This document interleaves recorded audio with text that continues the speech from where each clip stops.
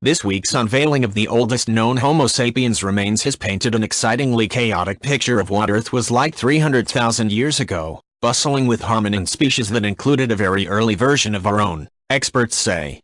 The story of human evolution, this shows, does not follow a straight line from monkey to ape-man to architect. Rather than emerging from a single Garden of Eden 200,000 years ago before spreading throughout Africa and the world, early modern humans were already scattered across the mother continent 100 millennia earlier.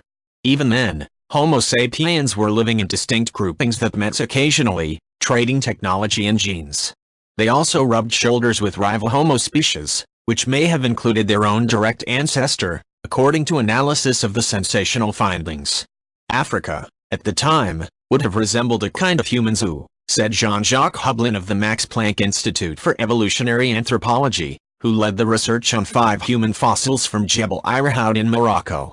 We are moving further and further away from this linear vision of human evolution with the succession of species, one replacing the other, he said. There were probably several groups of hominins existing, overlapping in time, and having, I would say, complex relationships. Quotation mark. 2 studies published in the journal Nature on Wednesday extended our species' recorded existence by a third, from 200,000 to 300,000 years ago, and torpedoed the long-held theory that we emerged from an East African cradle of humankind. Quotation mark. These origin of our species likely involved numerous populations spread across Africa with periodic gene flow between them, said Matthew Skinner of the University of Kent School of Anthropology, who co-authored the study. For Laurence Barham of the University of Liverpool, the dating of the Moroccan site helps us to see our species more clearly in time and in space. The previous oldest Homo sapiens remains ever found, in Ethiopia, were 195,000 years old. An earlier date of 300,000 years is significant from the perspective of human evolution in Africa itself, where Homo sapiens may have coexisted with at least 2 other species, Homo heidelbergensis and Homo naledi, Barham commented. Who taught whom? Many scientists hypothesize that the large-brained H. heidelbergensis was the common ancestor from which H. sapiens and our cousins the Neanderthals split around 500,000 years ago. Contemporary H. naledi had a smaller brain and retained some ape-like features. It likely climbed trees as well as made tools. Now the question arises, did these different African species compete? Or did each have its own niche enabling them to coexist? Asked Barham.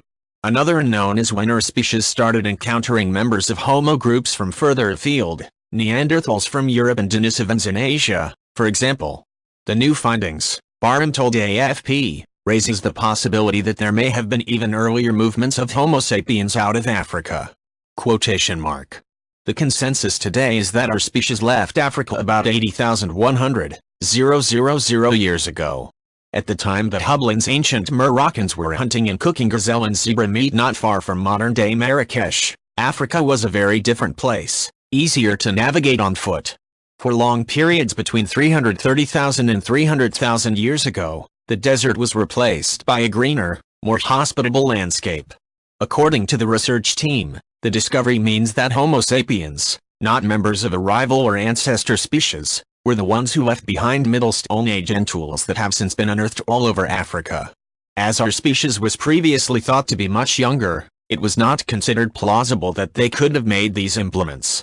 For Barham, the new dates will revive a theory that Neanderthals learned tool-making from Homo sapiens, not the other way round. If you like this video, please leave a like and subscribe.